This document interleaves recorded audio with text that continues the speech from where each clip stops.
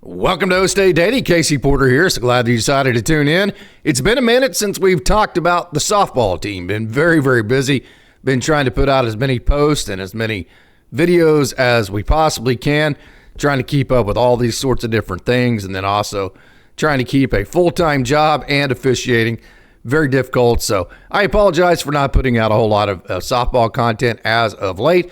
But here we are after a gritty grind of a weekend in Orlando, where the Cowgirls took 2 out of 3 from UCF. And hey, UCF by no stretch has been a great team in 2025. So I'm sure Cowgirls fans are like, well, we should have went to Orlando and swept. But I'll say this: when has Oklahoma State ever went to Orlando and been good at anything since UCF joined the Big 12? You remember the first football game, the basketball games, and Saturday just kind of, sometimes it just feels like we're swimming around in the Bermuda Triangle when we go to Orlando. So I'll take 2 out of 3 for this weekend, especially the way the season has gone, at least as of late. The Iowa State series at home last weekend, super frustrating. The series in Arizona was disappointing, I'll say that. The game against OU was just gross from the beginning, from the start. And so to see the Cowgirls go on the road, hey, I'll tell you what, if you lose that game on Sunday and you lose the series, that's not a good deal. There was a lot of pressure on that last inning. We're going to get into all the action. And hey, you had scoreboard pressure. You had Amanda Hassler had to flip the scoreboard twice. Well, not flip it twice, but she flipped it. I mean, the Cowgirls are down 2-1 in the 6th inning in the rubber match. Not Sunday. I'm going to say Sunday. If I do, I mean Saturday, because it was a Thursday-Friday series with Easter. The Cowgirls, Amanda Hassler had to flip the scoreboard in the 6th. If she doesn't hit that home run, I'm not sure the Cowgirls come back and win. And then Hassler put the Cowgirls in the lead in the 8th inning as well. So a gritty weekend coming off of a stretch of softball that hasn't been the Cowgirls' best. And I know Coach Gajewski has had a closed-door all-coaches meeting. They were talking about that on the broadcast this weekend. Okay, I mean, those types of things, the soul-searching type, those come-to-Jesus meetings is what you call them, they typically work for short periods of time. Maybe they get you some temporary results, but over the long haul, my baseball brain resorts to, you're eventually going to be what you are. And the Cowgirls to this point have been a team that's capable, but a team that is in 5th place of the Big 12. Now they're 27-15, 643 winning percentage, and 9-7 at home, and in 5th place in the conference at 8-8. That's what the Cowgirls are. We can chew and discuss on how good they could be, what this team should be. We can be disappointed. We can be whatever emotion you want to be. Bottom line is the Cowgirls are 8-8 in conference and they're in 5th place. And that is, I think, if you've set standards for this program, not to throw shade, not to say anything negative about anybody, just to say, hey, let's hold this program to high standards, and we have higher standards than that. We want to host, it's certainly a regional. We'd love to host a super regional every year. We'd like to finish in the top 2 of the Big 12, especially now that the disappointing part of it, kind of like in football, is that you no longer have Texas and OU in the conference, and you're still in 5th place. So you'd be in 7th place if those two were still here. So it was a weekend that the Cowgirls, although they did not win all 3 games, it was something it desperately needed. So Ruby Malin, how about this? Complete game in both wins. The shutout in Thursday's game.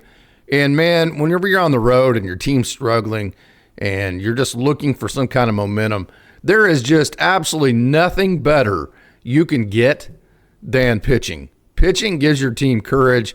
It gives your offense time to catch up.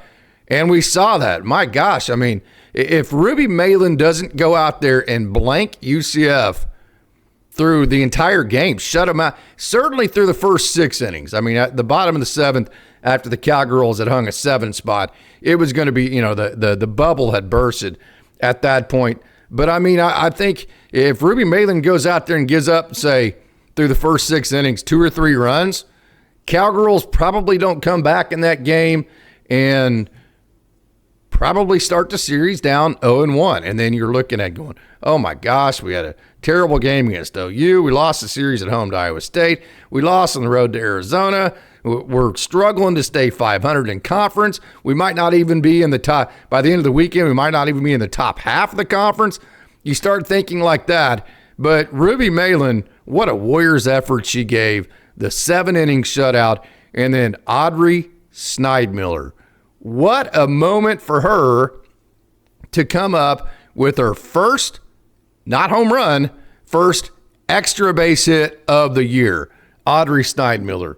What an amazing moment that was. She got that high and tight fastball, turned on it, hit a home run down the left field line.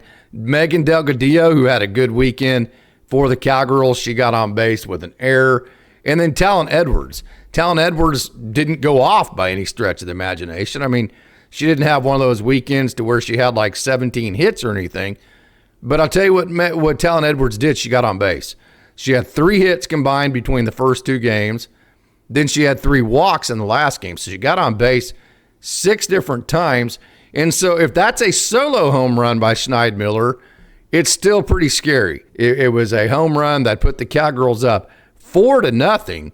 What gave you enough breathing room, and then the Cowgirls started another rally. Very proud of that rally. So many times home runs are rally killers, but the Cowgirls rallied with a Carly Godwin base hit to start the rally back up, and then the next thing you know, Rachel Hathoot walks, and Michaela Wark is hit by a pitch, and the wheels had come undone for UCF. Megan Delgadillo got a base hit to the shortstop, to the infield.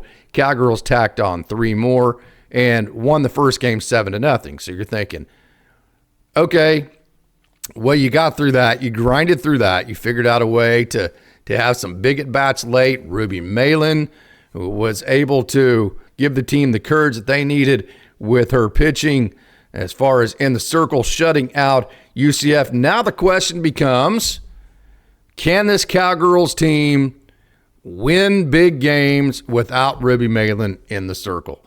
The answer to that this weekend was no. Riley Crandall threw 1 inning. She gave up 5 runs. Katie Coots came in, gave up 4 runs in 2/3 of an inning, and Kyra Aycock 3 runs in 4 1/3.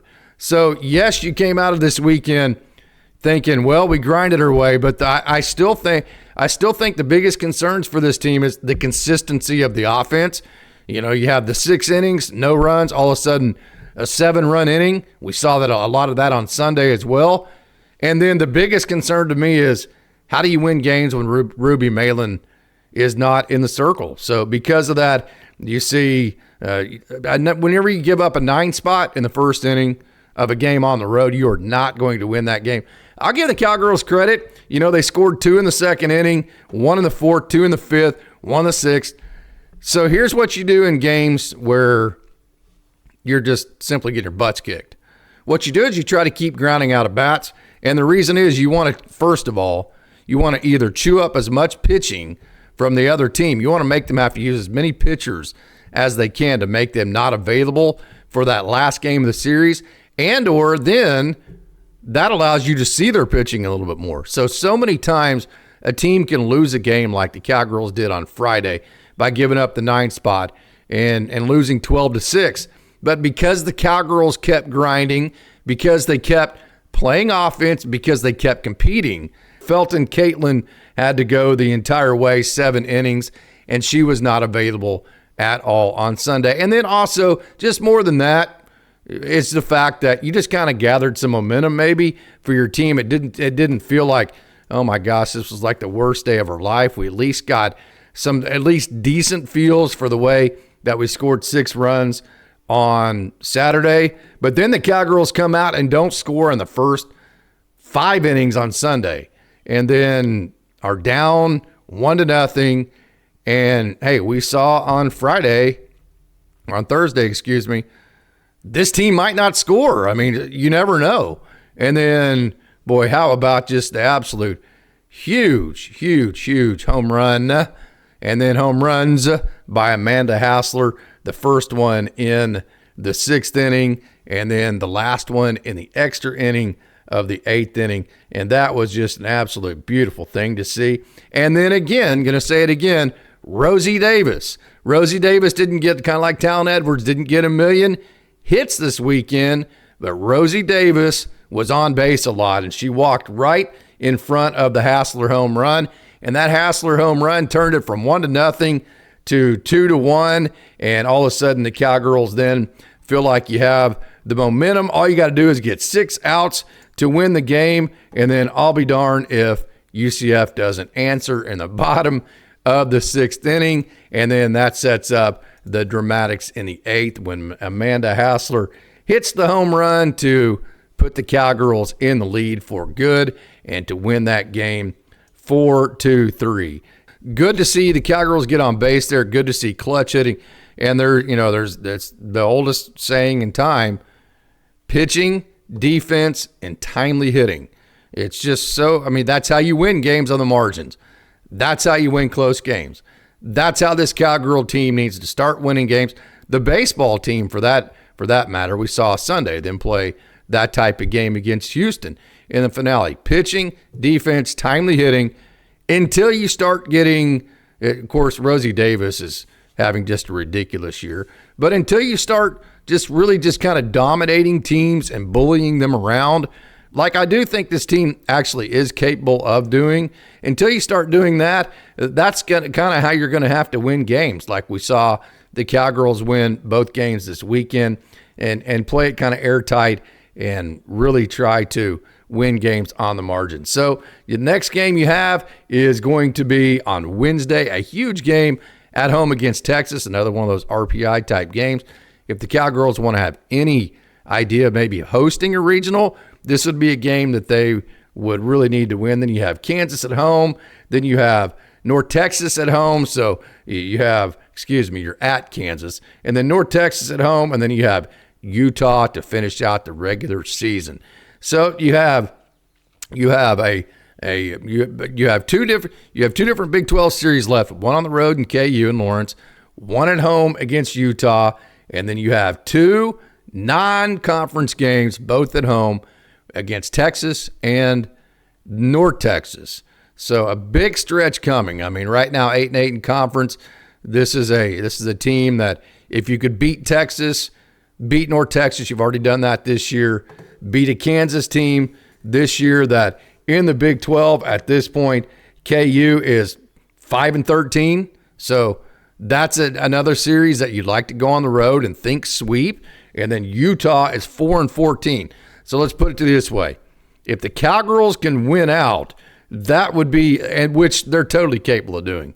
All you need to do is get a little pitching outside of Ruby Malin, continue to play good offense, and the Cowgirls at that point was 35-15, and they would finish at that point in conference at 14-8. So that would put you, I don't know, I haven't really studied all of the host sites and all that, but that would put you in pretty good position, I think, and that would move you up in the standings. Of course, you don't know how the other teams are going to do. So I do think these are all 8 very winnable games. So a lot of season ahead, and then you have the Big 12 Conference Tournament where you could make some hay. So, hey, a good grinder this weekend to win 2 out of 3. So I'm glad you tuned in, and it's an exciting time of year to follow Oklahoma State athletics. So until next time, I want to thank you for tuning in. I'm Casey Porter, and as always, go Pokes.